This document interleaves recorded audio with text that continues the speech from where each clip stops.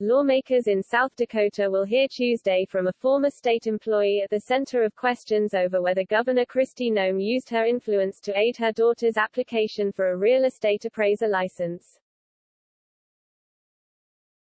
Sherry Bren, the longtime director of the state's appraiser certification program, will testify before the legislature's Government Operations and Audit Committee.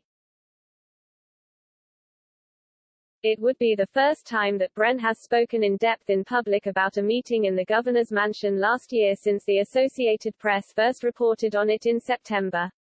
The Republican governor held the meeting just days after Bren's agency moved to deny Noem's daughter, Cassidy Peters, an upgrade to her appraiser license. Both Bren and Peters attended the meeting.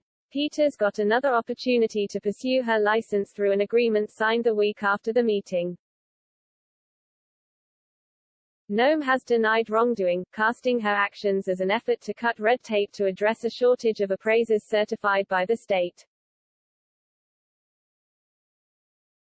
Bren has been mostly silent. She was pressed to retire after Peters got her license in November 2020, filed an age discrimination lawsuit and accepted a $200,000 settlement that bars her from disparaging state officials. But her appearance on Tuesday was compelled by subpoena. The committee's inquiry has been going on for nearly 2 months.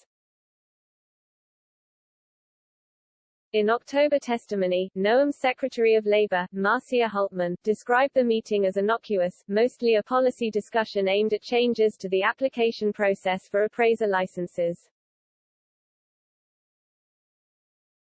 She acknowledged that it was uncommon to have an applicant in such a meeting and said there was a brief discussion at the end about a plan to allow Peters to fix problems with her application and try again. Hultman excused any appearance of impropriety by saying that details of the agreement with Peters were in place before that meeting. Noem had echoed a similar defense to reporters, saying that the decision was already made on her path forward. She insisted the agreement was not even broached at the meeting and Peters had only given her personal experiences through the program. However, when the committee pressed Hultman's department to show it a copy of Peters' agreement, it was revealed that it was not signed until more than a week after the meeting.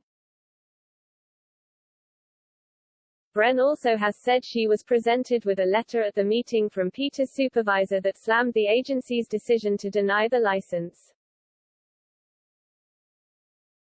Bren helped start the state's appraiser certification program and was its director for nearly 3 decades. Appraisers describe her as a by-the-books regulator.